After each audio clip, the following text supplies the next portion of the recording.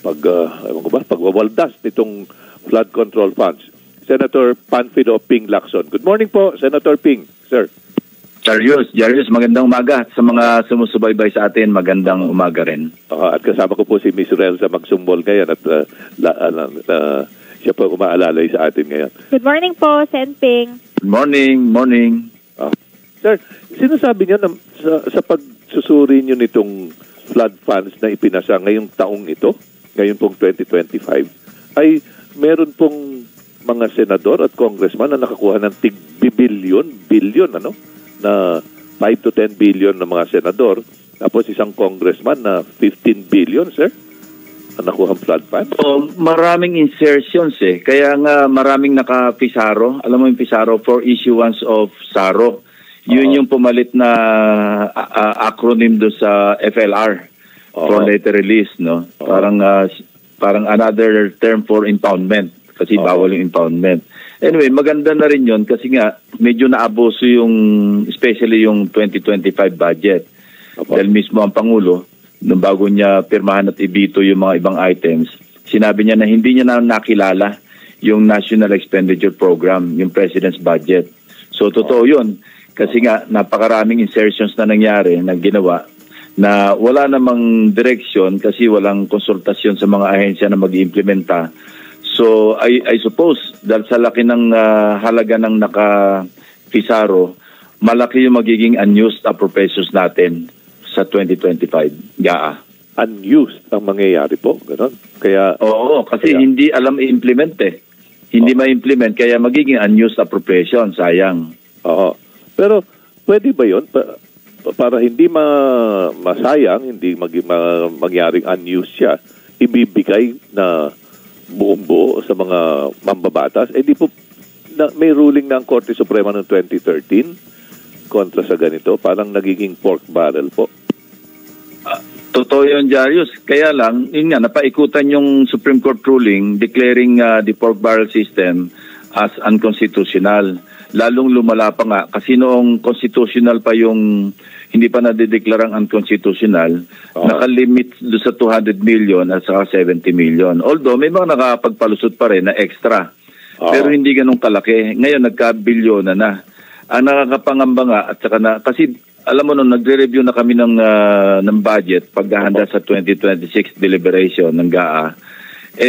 Sabi ko, balikan nga natin yung, kasi sign of the times, kasi nagbahaan na naman, ang daming perwisyong nangyari, may mga namatay pa. Sabi ko, balikan nga natin yung historical data ng flood management program ng gobyerno. So, binalikan namin hanggang mula 2011, so 15 years, Ang nakita naming pattern doon, nagsimula tayo 2011, nasa mga 11 billion yung flood control programs under ng DPWH. Remember, Jarius, ang of late, yung budget ng flood control ng MMDA, nakabukod pa ito sa budget ng DPWH. Bukod pa. So yung 1.9, actually yung almost 2 trillion na yon sa loob ng 15 taon, 1,907,880 million pesos. Yun ang exact amount pagka kinumpit natin. So, nagawa ko ng mental calculation, pumapatak na sa loob ng yung 15 taon na yon, ang average natin per year, nasa mga 127 billion. So, kada araw, kung iaarawan natin, nasa mga 348 billion a day, million pala, a day, yung ating gastusin para sa baha. Ngayon, kinusulta ko yung kaibigan natin si ChatGPT. Yung palang halaga ng mid-size na yung cutter suction dredger, yung dredging machine. Nasa 1.5 hanggang 8 million dollars. Silagay na lang natin kung 5 million dollars. So sa present exchange rate, nasa mga 285 million pesos. So may sobra pa tayong, kung bibili tayo ng isang dredging machine araw-araw, kada araw merong isa sa loob ng 15 taon. So meron tayong 285 million na ginastos. Meron pa tayong excess na 65 million na pwede natin gamitin yung portion noon para sa maintenance at saka operating expenses pagdidredge. Paglilinis ng mga ilog, ng mga lakes, yung marurumi, yung mga silted, ano. So doon ko lang ito hinilintulad. Kung ganun pala yung kalakaran at ganyan kalaki yung budget, dapat by this time wala na tayong baha.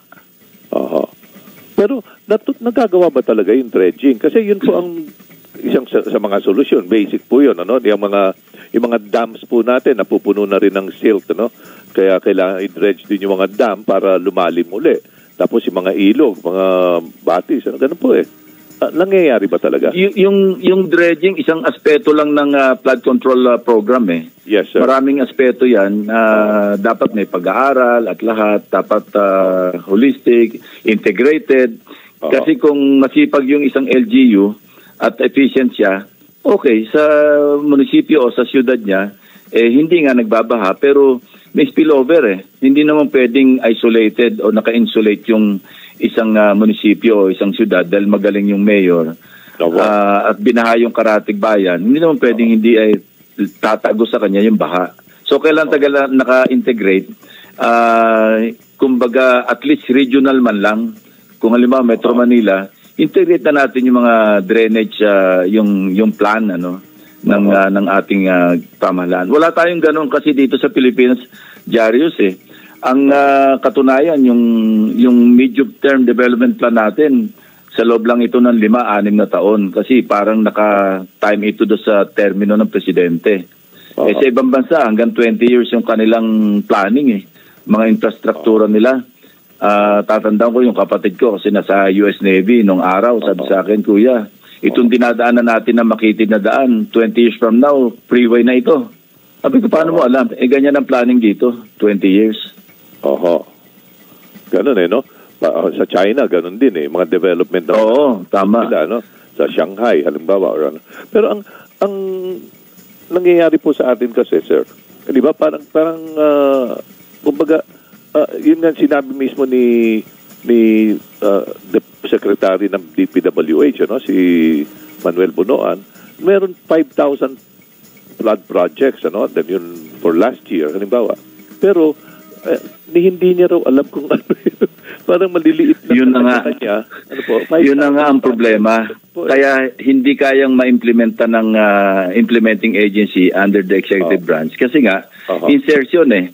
Basta isiningit ng mambabatas do sa authorization phase ng budget process. Kasi di ba, preparation, authorization, implementation, tapos yung accountability. Yan ang process eh.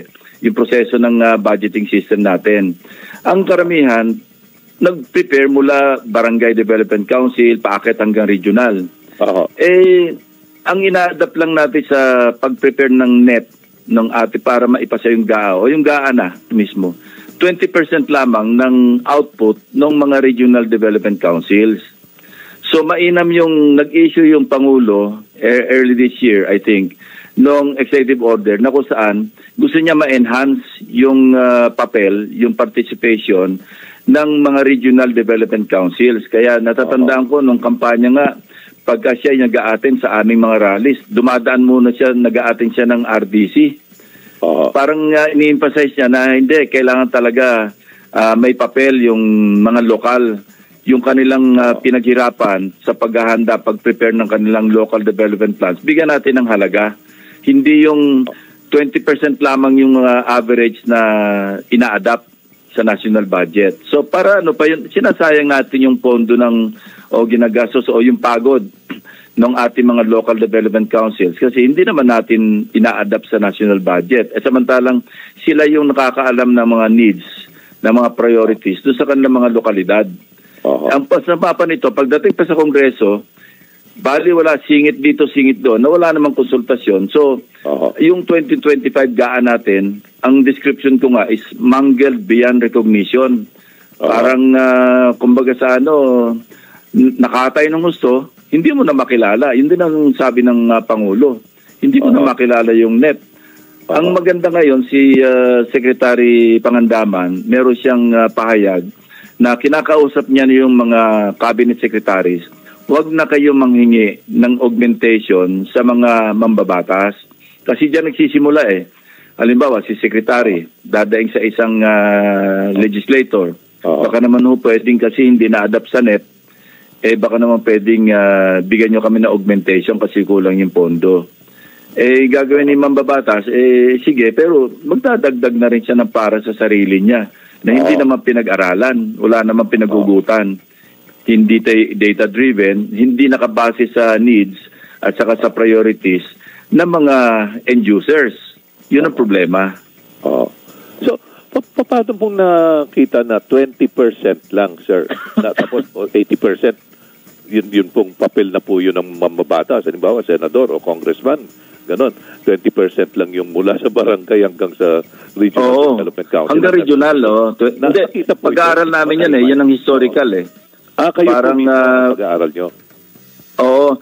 Tinatanong ko nga taon-taon yan sa DBCC, yung sa policy, yung mga economic managers.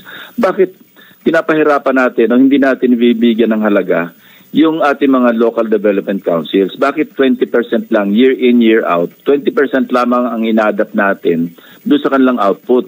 Ang masama pa dito, nangyayari, yung timing. Kasi matatapos yung pagsumiti ng mga regional development councils ng kanilang development plans, yung integrated na pangkalahatan, tapos na yung budget call. So, paano yahabol pa sa NEP yun, doon sa National Expenditure Program? Dapat ayusin nila yung timing, coordinated, na timely yung pagsasubmit ng output, yung local development plans, para na sa ganun, makonsidera ito pagka nag-budget call ang Malacanang, ang NEDA, ang DBM, pagka nag-usap-usap na, ito yung nire-request ng Region 1, Region 2, and so forth. Pag-aralan natin ito.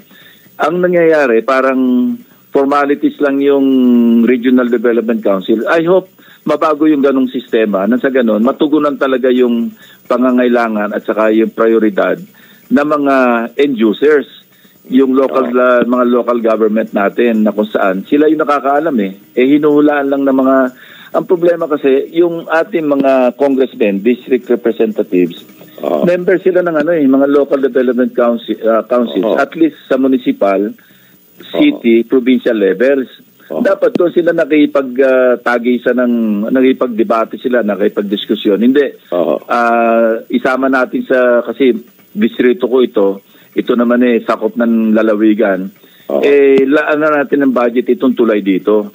So nasa ganun, napag-aaralan ng gusto, nadidiscuss sa kanilang mga constituents, kasi represented ang dyan yung mga NGOs saka CSOs sa local development councils.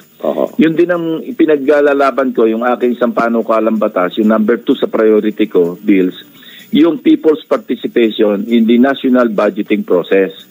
Na kung saan, all the way hanggang bicameral conference, na andyan, merong nagmamatsyag na publiko, na media, at may transcript. Kasi ang problema, pag nag-usap-usap na sa BICAM, ito pa naman yung tinatawag na third and most powerful chamber. Na kung saan, minsan nababaliwala yung mga deliberations sa plenaryo, yung amendments. Pagdating sa BICAM, burado lahat, sila na nag-uusap. At walang publiko, walang media, walang transcript. So hindi natin matrace, sino ba nag-insert nito? Sino ba nagsingit nito? Wala nakatago Pagka nga pinuna mo, sabihin pa, hindi ko alam Pero yun nabanggit nyo na rin lang ito. Kasi ito yung nagiging kontrobersya taon-taon sa budgeting process. Pagdating dun sa bicameral conference committee po ng Senado at House of Representatives, closed door. Bakit ganon? Bakit yung pinakamahalaga pa na batas na pinapasa taon-taon ng Kongreso ay naka-closed door sa bicameral.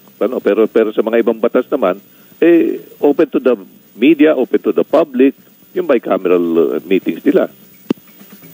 Yun na nga Kaya nirefile ko rin ito, pang 3 file ko na yata ito yung people's participation sa budgeting process, sa BICAM lalo. Kasi ang nangyayari, yung bicameral conference, talagang halos nag-uusap yan.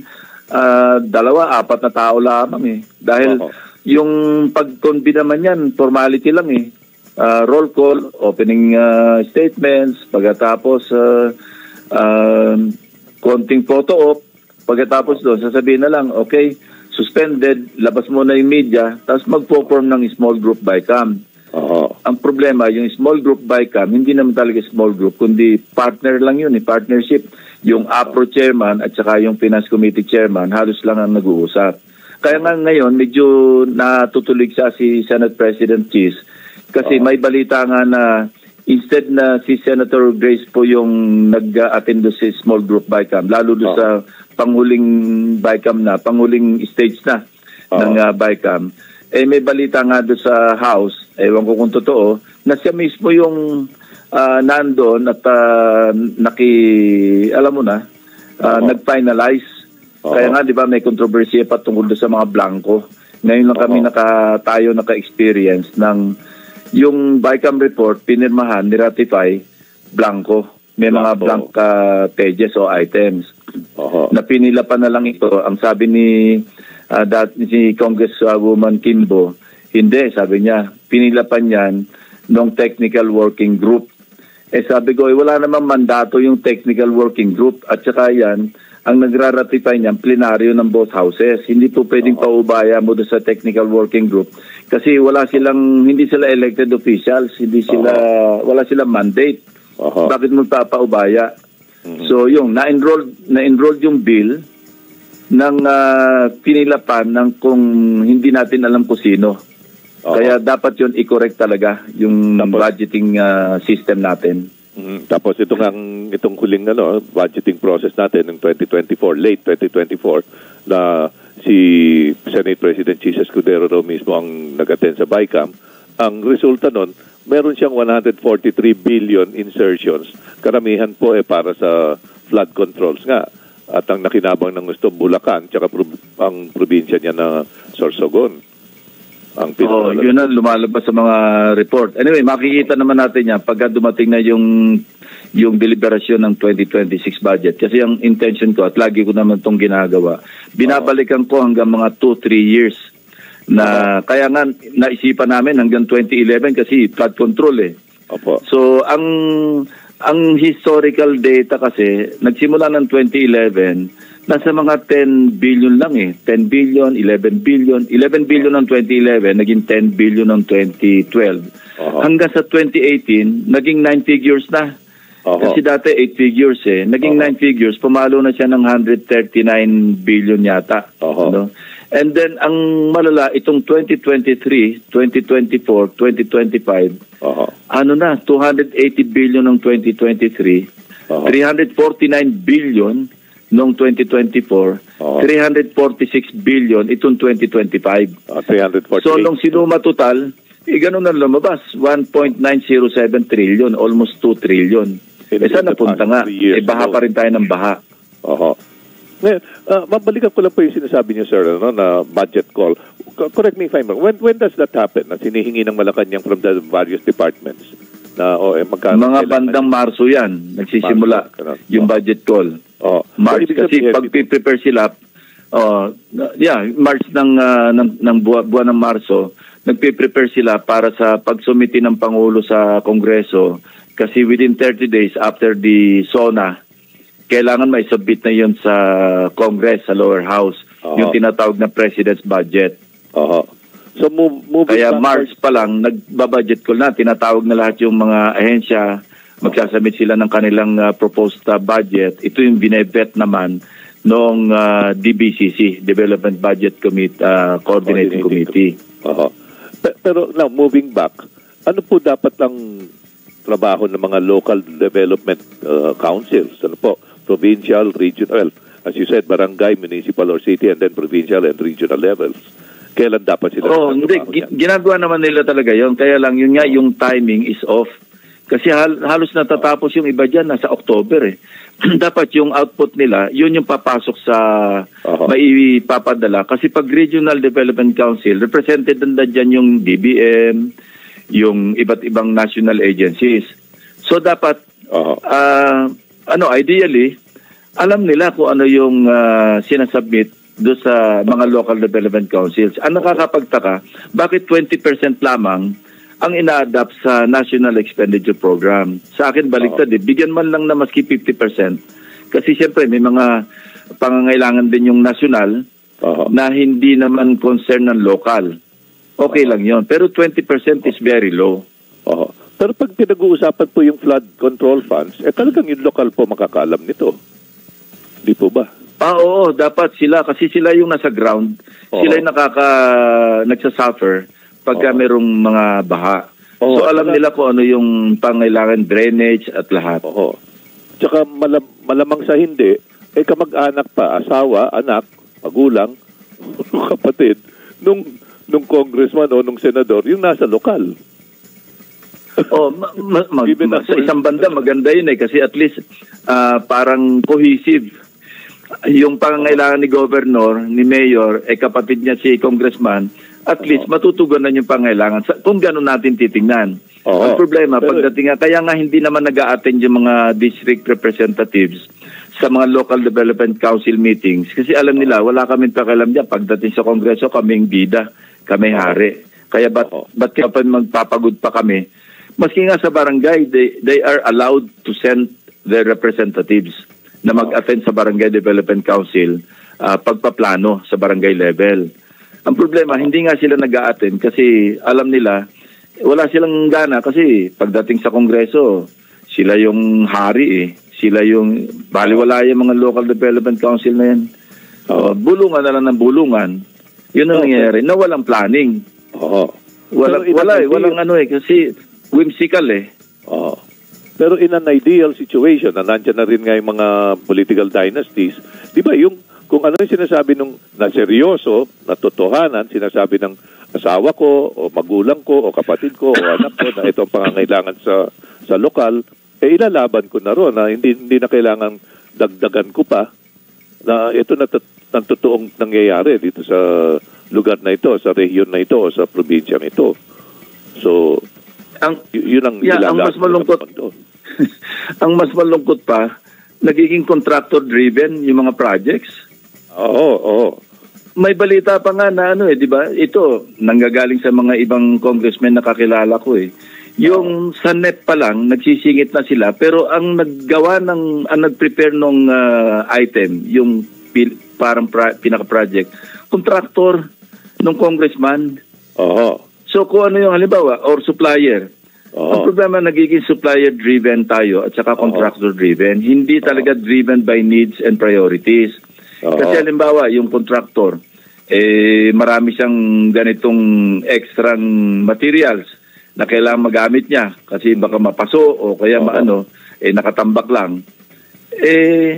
Unahin niyang magamit yon, mag-iimbento siya mag-iisip siya ng proyekto para ugma doon sa kanya mga naka-stockpile. Yun ang problema. So talagang wala talaga yung budgeting process system natin is really flawed Kailangan talaga baguhin natin kung saan bigyan natin ng pansin yung mga local development councils. I hope yung executive order, I think 62 yata o 82, hindi ako sure. Inisyo yan ni Pangulo noong I think February or March Ako, suporta ako doon dahil bigyan natin ng halaga yung pinagpapagura ng ating mga local development councils all the way hanggang sa regional. So, sana makorek yun. Tsaka hindi lang basta ganun supplier-driven o contractor-driven. Sinasabi pa nga ngayon ni Baguio City Mayor Benji Magalong na yung may mga congressman na sila na mismo yung supplier-contractor hindi, given na yun Ang huling count, one congressman friend early on pa to nung pag start pa lang ng 20 yung last congress. Tinanong ko lang ilan na ba yung kasama niyo diyan na contractor? Ang huling count niya noon 67 Wow. Kasi ang nangyari na yung contractor naging congressman, yung congressman naging contractor, kaya lalong dumami. Kasi tatapon pa Iniisip nila, tatapon pa, magbibigay pa tayo, tayo na. Kaya talagang gano'n na. Yun ang masaklap, sir. Paano malulutas naman yung gano'n pagka na nangyayari? May pag-asa pa ba? Masisilip pa rin ba? Ang pag-asa natin nasa mamamayan din kasi ang pag-asa natin nasa mga mamamayan din. Kasi kung hindi tayo, kasi kibit-balikat na lang Minsan pagka nag-criticize, minsan kinikriticize pa yung nagkikriticize. Sabi nila, pare-pareho lang naman kayo Pag ganun ang attitude, wala na talaga tayong pupuntahan. Kailangan talaga yung, yung vigilance. Dapat mausuli yun na parang put on notice yung mga legislators na talaga namang abuso na. Para bang, bigyan nyo naman ng hangganan. Para bang, sabi nga ni Jun Losada, di ba? Moderate your greed. Moderate. Ngayon, paano po? Ngayon, balik Senado kayo, sir, ano? At kinikilala naman kayo talaga na tigasala taon-taon itong pinakamalaking batas na ipinapasa every year, no? Itong General Appropriations Act. Sir, meron ba kayong idadagdag doon sa mga dati nyo nang ginagawa na mga mga kilos nyo po para ma-involve yung mamamayan? As you said, people participation.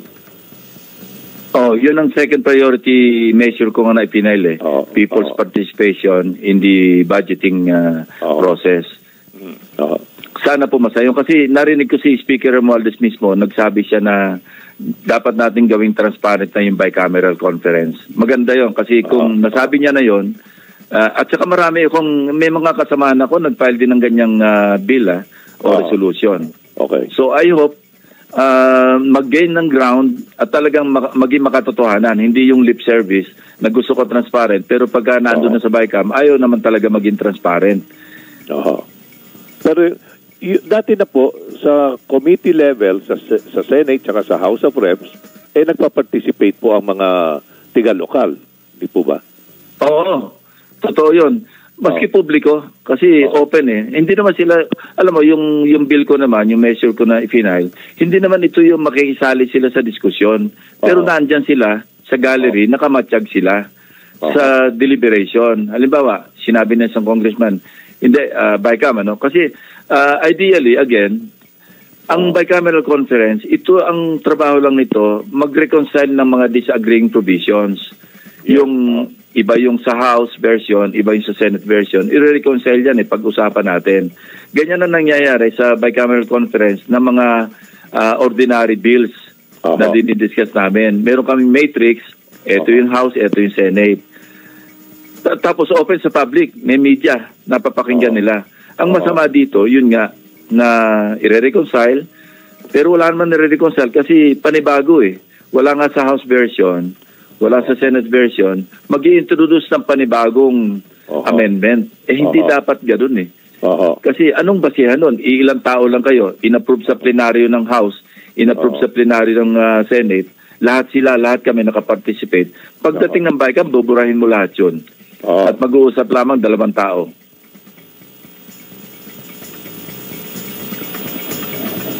Tapos binabalik po sa 2 chamber at nag-ratify naman po.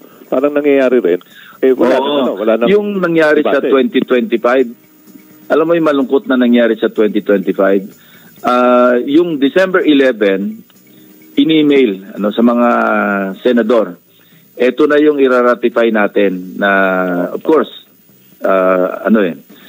So, hindi nila nakikita yung blanco kasi summary lang Parang cover letter lang yung pipirmahan. So, I think in-email sa kanila ng 6:20 PM. Tapos 8:20 nung naka-suspend ang session. Mga 8:20 yata pumukpok, nag-resume, di niratify. Hindi, yung iba, hindi na nakita yung blanco. Siguro, ilan lamang nakakaalam na mayroong blanco. So, nag-ratify sila ng blanco. Ito yung nakita ni Congressman Ungab, ni Sid Ungab. Teka muna, ang napirmahan ng mga pumirma, may mga blankong items. Tinatanggi naman nilang una, walang kibuan. Kasi, ang kaduda-duda nga nun, teka muna, mas may problema tayo kung ang na-enrolled bill may blanco. Ibig sabihin, ang nag-fill up ng mga blanco dyan, Malacanang, mas may problema yon. Kasi legislation yun Ang lumalabas, sinabi na rin ni Congresswoman Kimbo na hindi, sa enrolled bill, kompleto yan. Pero, pinilapan yung blanks ng technical working group. Malaking problema rin yun kasi teka mo, bakit technical working group yung nag-fill up ng blanks? Legislation yan. Hindi sila legislators. Oo. At ang technical working group daw ay Senate Secretariat. Totoo po ba yun? Ni walang tiga-house na kasama raw? Walang tiga-house. Yun ang hindi ko alam. Hindi ko alam yon. Kung walang taga-house. Yun ang kiniklaim ng house, ano? Na parang sinasabi nila, si Senate President ang nagpunta sa house at sila yung nagkamada noong lahat ng issue na dapat galawin, pati yung mga ibang hindi nasama doon sa BICAM report. At yun po yung yung isasama sa BICAM report. Oo. Tapos yung lumiit yung budget ng education at napunta sa public works, mas malaki. Ganun daw po. Oo, kasi ang nasundan namin, yung sa NEP, 900 billion, yung budget ng DPWH. Oo. Sa House, yung House version, nabawasan pa nga naging 825 billion. Opo.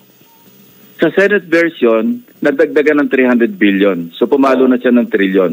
Oo. 1.1 Pagkatapos, sa BICAM, nabawasan ng, I think, 61 billion. So, pumalo na siya ng mahigit 1 trillion. Tumaas pa doon sa budget ng DepEd. Yun ang unconstitutional. Kasi ang sabi ng Constitution, yung highest budgetary priority should be given to the ang justification naman ng mga nagja-justify, flawed din. Kasi ang sinabi nila, in-expand nila yung education sector. Hindi pala DepEd, education sector, yung highest budgetary priority. Sa budget message ng Pangulo at saka sa press release ng DBM, sinasabi nila, dinefine nila yung education sector, DepEd, CHED, TESDA, at saka SUCS, yung State Universities and Colleges. Noong tumaas yung budget ng DPWH na ungusan yung budget ng education sector, ang pag-justify, hindi, ang education sector, meron tayong PMA, PNPA, Local Government Academy, pati DAP, sinama Development Academy of the Philippines. Pinagsasasama na lahat. Kinokontra nila yung sarili nilang pronouncement earlier na talagang nilimit lang nila na yung education sector, yun lang 4 na yun. Sila na rin ang nag-justify ng mali. Dapat i-correct nila na, anyway, nasa Supreme Court naman yan, yung usapin na yan, na kasi constitutional nga yung usapin May constitutional issue na dapat i-resolve, na ibalik natin yung highest budgetary priority sa education sector, hindi sa DPWH. Doon pala makikita mo na yung interest, yung mga personal interest na pumasok kasi DPWH talaga yung the usual suspect pagdating sa misuse ng public funds. At walang makikickback kung sa education napunta yan. Meron din naman, kaya lang mas magaang mag-kickback doon sa DPWH kasi ang contractor nandyan na sa Congress 67 na mismo. Pambabatas. Okay. Thank you very much po sa pagpapaliwanag nitong mga issues at mas naiintindihan po ngayon ng ating mga nakikinig, sir. Thank you. God bless and mabuhay po kayo, sir.